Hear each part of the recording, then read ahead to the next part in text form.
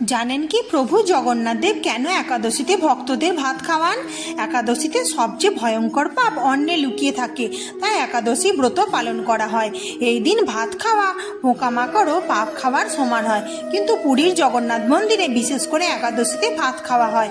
একবার দেবী একাদশী ব্রহ্মাজিকে একাদশীর দিনে উড়িষ্যায় প্রভু জগন্নাথ দেবের অন্নপ্রসাদ খেতে দেখেন এবং তিনি তার শক্তির জন্য অহংকার করেন।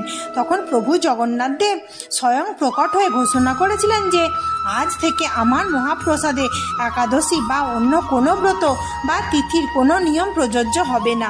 আমার মহাপ্রসাদ যেখানে যেমনভাবেই পাওয়া যাক না কেন সেটিকে সেভাবেই গ্রহণ করতে হবে।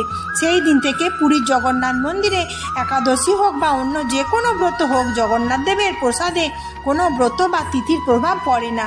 তাই আজও পুরীর জগন্নাথ মন্দিরে পালন করা হয় উল্টো একাদশী এবং খাওয়া হয় অন্নভোগ।